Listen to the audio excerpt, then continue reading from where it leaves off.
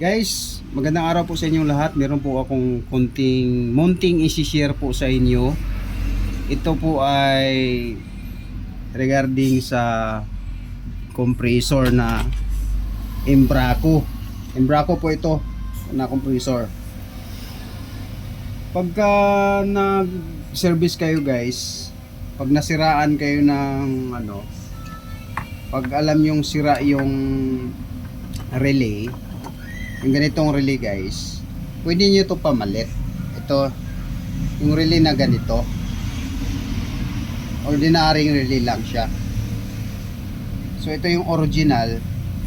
So pwede ito siyang ipalit guys, no? Ito kasi siya sira na to sira na kasi itong relay na to. So ayan istira natin ngayon natin sa ohms. Pakita ko sa inyo na sira itong relay na to. Ayan guys, wala, open. So ito isa, parang wala, sira tayo. Doon tayo sa multimeter, analog tayo, sorry. Ayan, so times 1 tayo. Ito yung sira ayan Kita ba yung tester? Yan, di ba? Wala. Open, di siya pumalo. Ito yung sira. Yan. Ito naman yung pamalit natin na ordinary relay. Nabibili to sa mga aircon parts, refrigeration parts. O, di ba? Pwede ito niyo gamitin, guys. Huwag na kayo maghanap nito.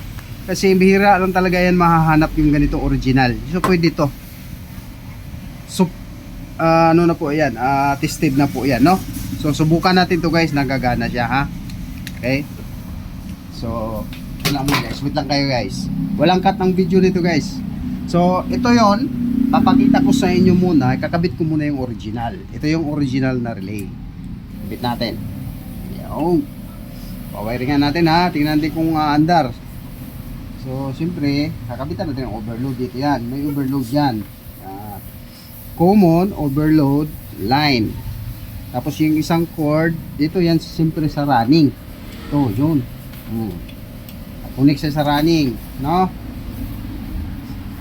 Tapos ito namang capacitor natin, starting capacitor. So, yung isa dito din sa supply. Yung isa naman dito sa starting. Yan, starting, So, malalaman mo naman yan guys kasi ito yung running, ito yung common. Yung may mga video din ako kung paano kunin yung common running starting guys.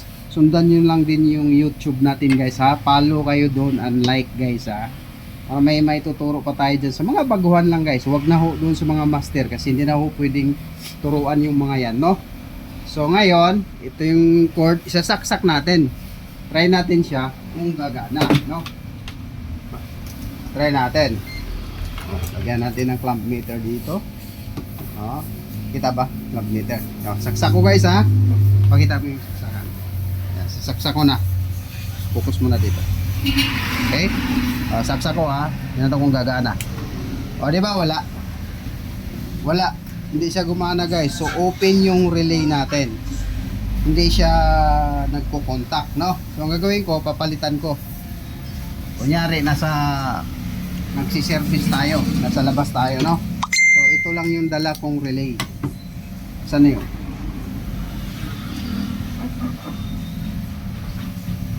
Ito. Wala pa. So ito yung, kunyari, ito lang yung relay na available sa tindahan, sa refrigeration supply. So pwede na to guys, 3 pin, no? Pwede yan. So palitan nga natin ngayon, no? Tanggalin ko muna. Yan. Tanggalin ko muna itong mga okay, so palitan natin doon ng ganitong relay. Okay, salpak. Tapos wait lang, unahin ko muna ito pala sa common. Yan, common overload line 1. Tapos relay. Okay, kita ba? Yan, tapos lagyan natin ng supply. Yan. Ito yung supply. Yung kabila sa cord. Dito yan. Ito. Running yan. Running, common, starting. Okay? So ito yung start capacitor. So lagyan natin yung start capacitor. Okay. Nandiyan, yung isa na sa starting, yung isa naman, ayusin natin. Magulo eh. Yan, para maayos yung masundan ninyo. So, simple lang naman ito guys. Sa mga baguhan lang to ha. Hindi naman tayo nagtuturo dun sa mga mga master. Sa mga baguhan lang po. Yun lang ang para lang po to doon, no? Yung tutorial natin para lang po to doon sa mga baguhan, beginners. So, gusto pong mag-DIY, makatulong po sa inyo. So, susubukan natin yun, yung kinabit kong relay. Tingnan natin kung nagana, ano? Okay. So, lagyan natin ng club meter. Lagyan natin sa amperes. 6 amperes lang tayo. Ngayon, isasaksak natin. Okay? Ganyan lang natin, baka magdikit. Baka mag-ground tayo. Okay, sasaksak ko na ha. Ito. O, diba? Start siya guys. So, ito yung amperahe natin. 3.3.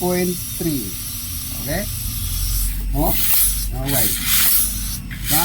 So, kayang-kaya siya paganahin sa ordinary na relay lang. No? Hindi na po kailangan na maghanap pa ng ganito. No, hindi na kailangan. Pwede ito replacement yung ganong klaseng relay. Okay guys, sa ngayon lang guys. Ito lang po may bibigay sa inyo. Maraming salamat.